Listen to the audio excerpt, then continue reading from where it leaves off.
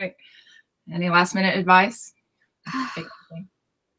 If we end up getting any feedback, headphones, if you have them. Oh, I have earbuds. Can I do that?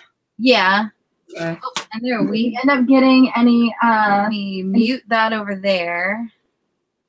Let's see, because I can see my stuff. And there's going to be a delay on it, so stuff we're doing now is going to come up over there in like a couple of seconds. Mm-hmm. Oh, let's see. Is my stuff backwards? Let's see, right hand. I think it is backwards. I can never tell. You look right to me. Like when I look at the words in the books and things, like, you know, I can read things correctly. Yes, that's correct. Yeah, that's not backwards. Am I backwards? I don't know. I'm going to wait till it comes up on the other side. Yeah. And then we'll see. It's back. No, it's not backwards. Okay, so I do not have to mirror anything. All right. So we're good there. Well, thank you guys for coming on. Today is the first new show of Author Chat. We haven't had these for quite a long time since Google Hangouts on Air had canceled and been integrated into YouTube completely. So I'm really excited to be able to start these again this year. I've really missed doing these. And today we have the lamb to the slaughter. Our first author, who is it Jennie Liu or is it just Liu? Jennie Liu. Jennie Liu of Girls on the Line. So I read this book last night, actually. It's a very, very quick read. It was very good, and I hope you guys enjoy this interview with her. So this is going to be slightly delayed. I'm watching it on another open window over here. So if you guys have any questions, there is a chat on the page. I think it's like down below this section here somewhere, and you guys can ask questions there. You can also ask over on Twitter as well. I have that open, so just make sure you hashtag it with Author Chat and add Jenny's Twitter information to it, and I'm sure we will find it one way or another. Let's see, there's Author Chat hashtag. All right, and we'll do latest. And so we're going to get started here with a pretty simple question. I'm going to switch this camera over to you, Jenny. All right, so, oh no, your camera disappeared. Oh, my camera disappeared? Oh, all right. Oh, no. It says I'm presenting to everyone. Am I there? No, it just, all I see is this little circle thing. Oh no. Let's see. That's me down there. So stop presenting. Let's see. Okay, there we go. I think I clicked something. Okay. All right. So we're going to start off with the normal questions. Tell us who you are and a little bit about your title. Okay. My name is Jennie Liu. I'm the author of Girls on the Line, as you know, which is a young adult contemporary novel set in China in the time of the one-child policy, published by Carol Rhoda Lab Learner. And Girls on the Line, it follows two best friends, Luli, who is more shy and timid, and Yun, who's more like impulsive and reckless. And they grew up together in an orphanage. And the story starts out when they age out and go to work in an e-cigarette factory. And they begin to enjoy their independence, their freedom, having money, you know, despite the drudgery of having to toil away in a factory. And when Yun becomes pregnant, Luli finds out that her boyfriend may or may not be a human trafficker, and they kind of have a falling out and lose each other in a way. And that's when they really begin to kind of butt up against the social policies and regulations that, you know, basically not only started them in life, but, you know, continues to trap them at, you know, the social policies of China. So that's it. Okay. Did you always want to be a writer? And if not, what did you want to be? Oh, well, I think when I was really little, I wanted to be a writer. I remember writing a story when I was like, I don't know, 5 or 6 years old, and showing it to my oldest sister. And I remember the look on her face. She said very nice things. She said something to the effect of, "Oh, you know, it's good. Keep trying, keep trying." And I could read the subtext on that, and so I took 20 or so years off from working on that, and went on to have a normal life. I have a day job as an occupational therapist, and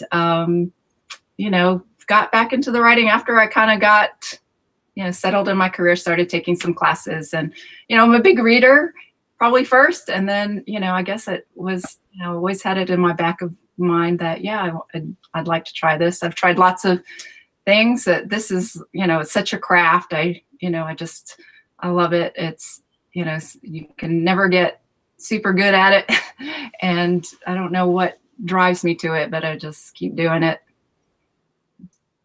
I saw online where it stated that your first book that you tried to query was based on your father and his time of going across China and stuff. Do you think you'll ever revisit that title to try and get it published?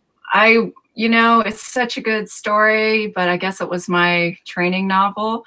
I worked on that for so long. It went through so many forms and shapes, and it's such a fascinating true story. Of course, mine was fictionalized because I'm not a fantastic researcher, and just trying to. My dad was very taciturn person, just trying to get him to tell me things. It was like he'd tell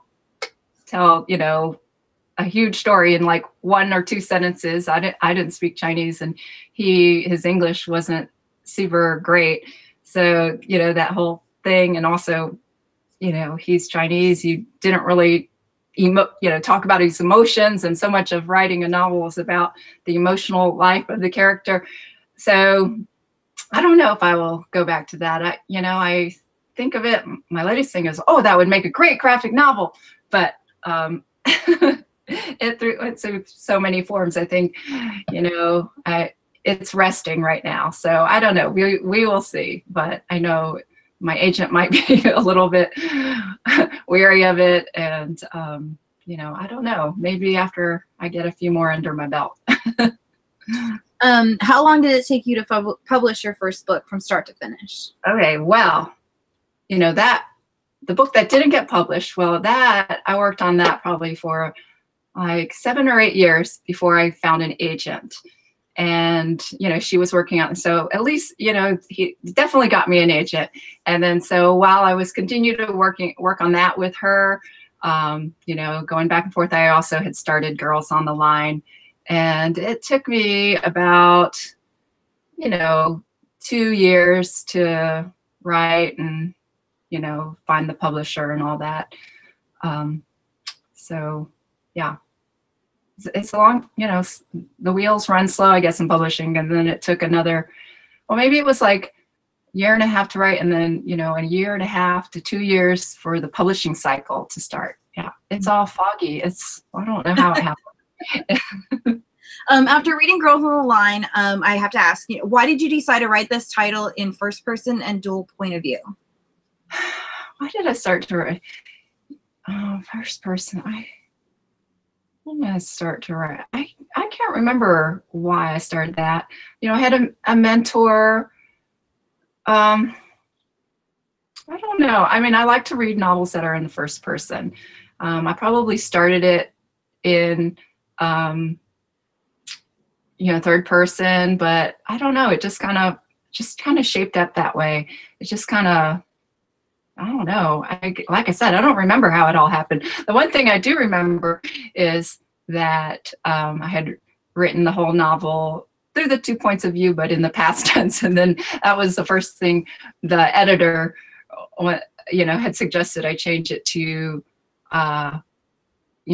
present tense as far as the novel. And I thought that was a good move to make it feel even more actionable, using the present tense. But yeah, I don't remember why I did the dual narrative.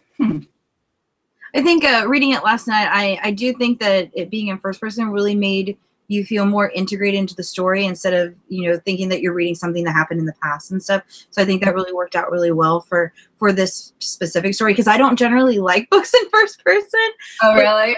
It really worked for it. It really did. Huh. Let's see. So this book, this question came in from Twitter. What do you think makes a great story? Oh, what do I think makes a great story? What do I like? What I personally like is to just be, I like to be transported. I really like to be seamlessly not realizing that I'm just dropped into another place, someone's mind. That to me, I like a lot of details of the environment, not lengthy necessary, but just I love it when someone just kind of drops it in and doesn't make a big deal. I don't know. I like, you know, I'll never write as good of a book as I like to read, where it's got the characters, it's got the details, it's got the background. Oh, but yeah, just, I don't know. You just know it when you read it. With this book set in China in 2009, do you know if things have improved for orphans since then? I think they really have. Yes, I think people I think have slowly are coming around that they actually want to have less children. You know, I do think, you know, there are, of course, the orphanage that this novel is set in is, you know, it's a bad orphanage. I think there are very good orphanages in China. I think that things have been improving. There are possibly less orphans. I mean, I still think there are many orphanages with disabled children and that sort of thing in them, but they, you know, I know here in the States, there are fewer and fewer orphans coming from China as well. It's harder to get a child from China here in the States. Can you summarize Girl on the Line in 20 words or less? Oh gosh. Oh. That's a hard one. The elevator pitch, I still struggle with that. Two best friends, age out of an orphanage in China. Oh, I'm not counting my words. Oh no, I have been telling myself I need to work on that. It's basically the story of two girls who age out of the orphanage system in China and, you know, find an alternate sort of family. I think that works. That works. That works. What can we expect from you in the future? Are you going to do more books of the same genre, books of a different genre? I have another novel coming out in 2020. It's yet to be untitled. It is set in China. It doesn't necessarily connect to this book, but it has to do with the pressures that young people in China face now. You know, the ones who have grown up as perhaps one child only singletons, as they call it, and the pressure of being a single child in China, which is just massively changing so quickly and becoming so competitive. And those singletons face a lot of pressure from families.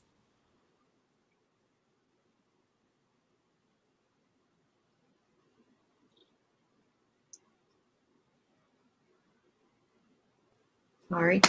Let's see. Do you have a favorite character from your book? And if you do, why are they your favorite? Oh, goodness. My favorite character? Well, I guess probably the one I relate to most would be Li, the more shy and timid one. I think she's more of like a watcher, an observer, and I think that's probably similar to myself. I think she really growed a lot over the course of the story as well, because she kind of takes the lead towards the end of it, which is not something that she had done in the beginning. Oh, you got it. You got it, honey. What have you said that you were a reader, of course. We all love to read. What is something that you have been reading recently, and what is one title that you think everybody should read? Well, my favorite book, and it actually was the kind of the impetus for my new novel, is Rebecca by Daphne du Maurier. Have you ever read it? Oh, it's written Doesn't in. sound familiar. It's it was a kind of like a bestseller in 1939, and it hasn't been out of print since. And you know, Alfred Hitchcock made the movie, and I recently heard that they are going to be making they're remaking it, and yeah, I'm totally excited about that. But it's Daphne du Maurier's Rebecca, and I heard about it when it was on my 9th grade summer reading list, and it still is. I reread it every couple of years. It's, you know, talk about the, you know, what makes a good book. It's got surprises, it's got all the high emotions, it's got mystery, it's thriller, it's at the same time, it's, you know, for me, a different culture, all of us, you know, it's British, you know, it's a story of, you know, oh, you know, the shy, timid woman marries a older, wealthy landowner. It's fabulous. Kind of sounds like a Scarlett O'Hara type thing. Yeah, it is kind of. It is, but set in England and beautifully written. Yeah. Awesome. So my next question is actually about the hardback book. Under the book, there's this beautiful like gold. Kind of reminds me of like maybe rope or hair or something. Oh, is there gorgeous. Significance to this, or is it just happen to be under there? You know, I just love what they did with the book design. You know, the writer has very little to do with the book design. It's like it's my favorite. It was one of my favorite parts of the whole publishing process, just to see what was happening, what was going to happen. It just kind of arrives on scene.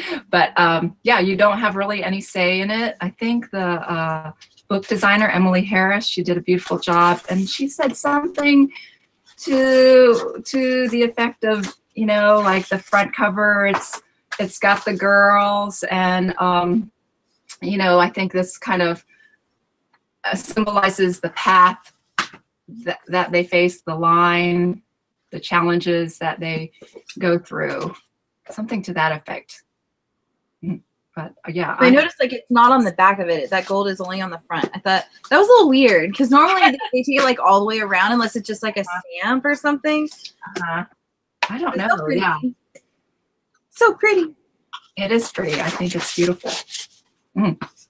Yes. Well, that's all the questions that I have for you today. I don't see anybody else submitting any other questions. Is there anything else that you would like to share with your fans watching? No, I just, you know, I hope my novel is an engaging read for people. I really was hoping that it just drops them into you know, another culture and another mindset, and, you know, the lives of disadvantaged people. You know, some say it's a dark story, you know, it's maybe a little sad, but hopefully it's not without hope. You know, like everyone else, I love stories that have plucky, strong characters who overcome challenges.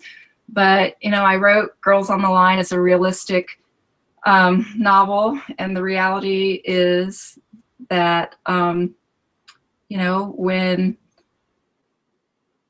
there are things that constrain us, whether it be, you know, the neglectful upbringing of these girls, the poverty, you know, the social policies, whatever, traditional patriarchal thinking, you know, when you're under that kind of system, you know, it can be actually hard to break out of, you know, the system that traps you, and you grow up in a system. It's not that easy just to like, you know, I'm going to overcome this.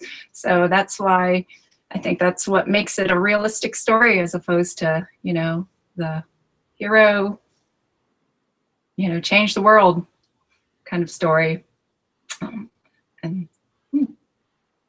Well, thank you so much for coming on. Thanks, Jessica. I appreciate it. Enjoyed it.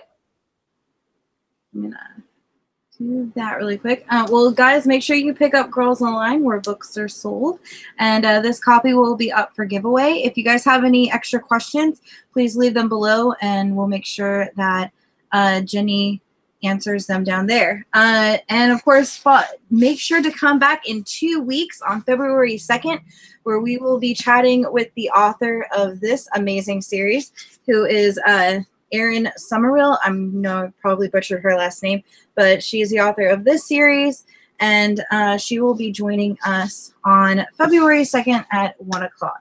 So I hope you guys join us then as well. So I hope you guys have enjoyed this, and thank you for coming, and we'll catch you guys later. Bye.